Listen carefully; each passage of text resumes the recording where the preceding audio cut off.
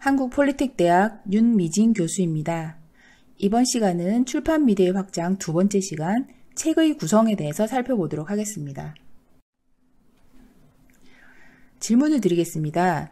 옛 고서와 지금의 책 표지에 대해서 한번 자세히 보신 적이 있을까요? 지금 사진을 한번 보시면 어떤 책은 비슷한 내용을 만약에 가지고 있다고 하더라도 옛날 책은 내용을 좀 보호하기 위한 기능이 좀 더 강화되어 있는 것 같고, 최근의 책은 디자인적인 요소가 많이 들어가 있는 부분을 볼 수 있습니다. 그럼 이와 같은 책의 외형적인 어떤 구성 요소는 어떤 것들이 있고 그런 것들이 어떤 특징이 있는지 한번 생각을 해보셨을까요? 그럼 이번 단원에서는 출판물, 앞서 말씀드린 바와 같이 출판물이라고 하면 대표적인 것이 책이기 때문에 책이라고 생각을 하시면 좋을 것 같습니다. 책의 어떤 구성 요소와 그리고 책 안에도 보시면 어떤 지면을 만들어낼 때 어떤 레이아웃을 하기 위한 구성 요소들이 있습니다. 그래서 이번 단원에서는 각각의 구성 요소들에 대해서 한번 살펴보도록 하겠습니다. 먼저 출판물 외형적인 구성 요소들에 대해서 한번 보겠습니다. 책의 그 외형적인 부분에서는 첫 번째, 책 표지가 눈에 띕니다. 지금 그림을 보는 바와 같이 표지라고 하면은 책의 앞부분과 뒷부분을 책 표지라고 표현을 하고, 그리고 그 가운데 부분을 책 등이라고 하는 부분이 있습니다. 책 표지와 앞에 뒤에 있는 이런 표지들은 앞서 재책 방법에서도 여러 가지 양장 재책에서 하드커버를 이용한다거나 하는 부분들이 있었는데, 그런 것들이 외형적인 특징을 가지고 있으면서도 표지는 책 내용을 함축하면서도 책의 다양한 이미지를 드러내는 부분이기 때문에 독자가 책에 제일 처음 관심을 가지는 그런 대상이라고 할 수 있습니다. 그럼 이런 표지 디자인 부분이 출판 편집 디자인하는 경우에는 되게 중요한 부분이라고 할 수 있습니다. 그래서 책 내용을 함축적으로 이미지를 이용을 해서 내용을 전달을 하고 정확하게 전달을 할 필요가 있습니다. 그리고 독자층의 어떤 심리라든지 잠재적인 독자, 그러니까 책을 지금 사려고 했던 사람이 아니라 뭔가 표지를 보면서도 책을 구매를 하고 싶은 욕구를 가질 수 있는 그런 독자들을 잠재적인 독자라고 합니다. 이런 잠재적인 독자에게 관심을 끌 수 있도록 제작을 하고 경쟁 상품들에 비해서 좀 돋보이게 제작을 하는 그런 디자인적인 요소가 큰 부분이라고 할 수 있습니다.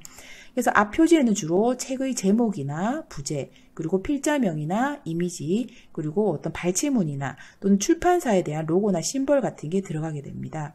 뒷표지에는 주로 ISBN이나 바코드, 도서 가격 등이 기재되게 됩니다.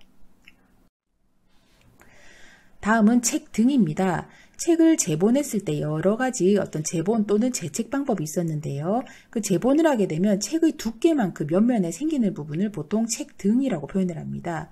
책 등 부분을 어떻게 이렇게 튼튼하게 제본했는지에 따라서 어떤 그 책의 어떤 그 단단함이 많이 달라지는 부분입니다. 그래서 책의 두께를 이 책 등을 가지고 알 수 있고, 책 등에는 주로 책 제목이나 필자 이름, 그리고 출판사를 주로 기록을 하게 됩니다.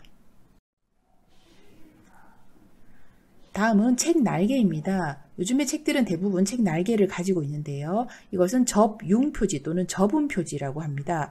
그래서 표지 안쪽으로 조금 접어서 들어가는 부분으로서 이것이 있음으로써 표지를 좀 더 보호하는 기능을 할 수 있습니다. 표지를 좀 더 보호하고 또 표지에 약간 부피감을 주기 때문에 조금 고급스러운 느낌도 줄 수 있습니다. 그리고 책 표지에 무엇인가를 더 쓰게 되면은 책 표지의 디자인적인 요소들을 되게 해칠 수가 있기 때문에 뭔가 추가적인 내용을 쓰고 싶을 때 책 날개를 많이 이용하게 됩니다. 주로 앞표지 날개에는 책 필자에 대한 어떤 양력이나 소개, 또는 책 표지 디자인한 사람에 대한 어떤 그런 그 회사나 이름들을 쓰게 됩니다. 그리고 뒷표지 날개에는 주로 그 출판사에서 나온 다른 출간 도서 목록이나 또는 필자의 다른 책 등을 소개하게 됩니다. 다음은 띠지입니다. 띠지는 보통 서점에 진열을 할 때 독자의 시선을 끌기 위해서 일시적인 홍보 방법으로 책의 하단에 두르는 종이 띠 형태입니다. 보통 책이 되게 심플하고 깔끔하게 제작이 되었다면 표지와 다르게 좀 더 화려한 색상으로 또는 광고 어떤 그 카피들을 넣어서 제작을 주로 하게 됩니다.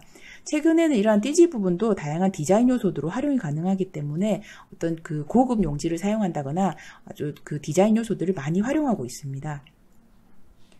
다음은 면지입니다. 영어로는 end paper, 그러니까 종이의 끝이라고 표현을 하고 있고요. 이 부분은 뭐냐니까 책 표지와 내지를 연결을 하는 부분입니다.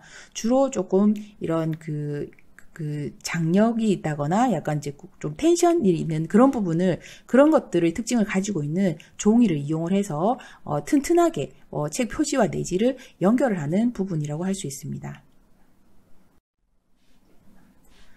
다음은 출판물의 외형적인 부분 말고 내지 안에 있는 구성 요소의 특징에 대해서 한번 살펴보도록 하겠습니다. 책 내지에 들어오게 되면 첫 번째, 우리가 그 책 내지 중에서 같은 종이로 시작되는 첫 번째 장을 보통 표제지 또는 속표지 또는 표제라고 하는 부분이 있습니다. 영어로는 타이틀 페이지라고 지금 표현을 하고 있고요. 이것은 책 본문 인쇄 용지의 제일 앞에 들어가는 부분으로서 보통 책 표지에 들어가는 책 제목이나 또는 부제목, 저자명이나 출판사 등 간략하게 그 내용들이 그대로 적어지게 됩니다. 그 다음 장에 보시면 이제 보통 머릿말이라고 해서 뭐 프롤로그라고 많이 표현을 하죠. 머릿말에 이제 여러분들 그 책을 읽기 전에 책의 내용 구성이나 집필 동기 등을 밝히는 부분입니다. 그 다음에는 목차라고 하는 부분이 나오게 되고요. 다음은 책의 핵심이 되는 본문입니다. 이 부분은 타이포그래피 또는 이제 지금 아직 타이포그래피에 대해서 정확하게 배우지 않았기 때문에 그런 어떤 텍스트, 글자의 폰트 등에 따라서 시각적인 인상이 결정이 되고 다른 그림이나 사진이나 자료 등을 얼마나 적절하게 표현하는지에 따라서 내용 전달하는데 매우 중요한 요소가 될 수 있습니다. 보통 뭐 장, 단, 뭐 절 뭐 이런 식으로 그 내용을 구분을 하기도 하고 본문의 구성 요소들은 보통 제목이나 뭐 본문만 있는 것이 아니라 페이지 수 또는 표나 주 등 여러 가지 요소들이 들어가게 됩니다.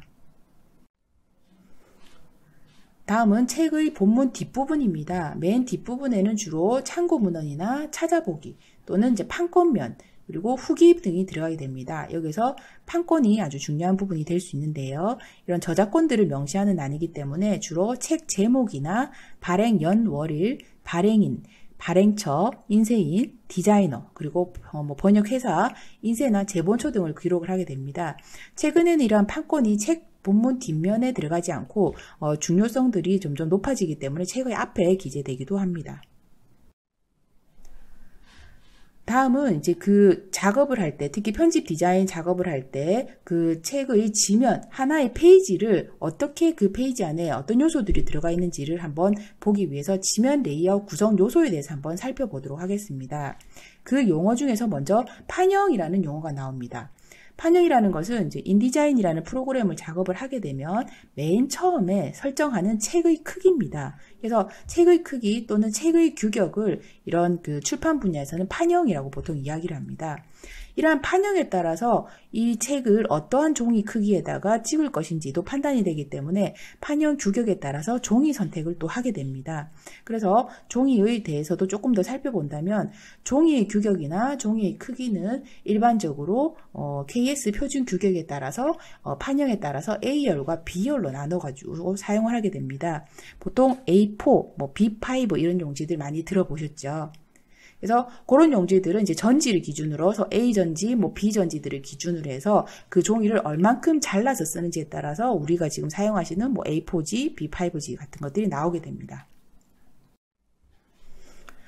그럼 일반적으로 이와 같은 용지 크기를 가지고 만들 수 있는 이런 책이 어떤 것들이 있는지 한번 보신다면 보통 A4 크기의 판형을 이용을 한다면 일반적으로 디자인 계통 그런 잡지들, 좀 큰 잡지들이 보통 A4 판형들을 많이 이용한다고 보시면 됩니다. 어떤 요리책이나 인테리어 책 같은 것들이 해당이 되고요. 그다음 A5는 A4의 반이라고 보시면 됩니다. A4 크기의 반만큼 한 번 더 자른 형태라고 보시면 되고 보통 이러한 것들은 뭐 단행본이나 문예물 같은 작은 책들에 보통 해당합니다. 그리고 일반적인 책 크기 중에서 제일 많이 보시는 책이 아마 B5 용지들을 이용을 한 책의 형태를 많이 볼 수 있습니다. 일반적인 소설책이나 여러 가지 사보나 여성지들에서 많이 볼 수 있는 판형입니다. 그 외에도 다양한 판형들이 존재하고 최근에는 아주 작은 손 안에 쏙 들어오는 책들을 보통 문고판 또는 문고본이라고 이야기를 하는데요. 그런 아이들은 뭐 A6를 이용을 한다거나 하는 여러 가지 판형들이 있습니다. 그럼 하나의 지면에 어떤 구성 요소들이 들어있는지를 한번 살펴보려고 합니다. 지금 현재 그려져 있는 그림은 펼쳐져 있는 책을 한번 펼쳤을 때 볼 수 있는 지면이라고 보시면 됩니다. 그럼 먼저 지면의 구성 요소 중 편집면에 대해서 한번 살펴보겠습니다. 편집면이라는 것은 지면 안에서 책 크기에서 여백을 제외한 부분을 보통 편집면이라고 합니다.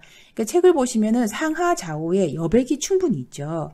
그 여백이 없다고 생각하시면 읽기도 힘들겠지만 책을 만들 때 재단을 할 때 글자가 잘릴 수도 있습니다. 그래서 상하 좌우 여백을 제외한 텍스트가 들어가는 부분을 편집면이라고 보통 이야기를 합니다.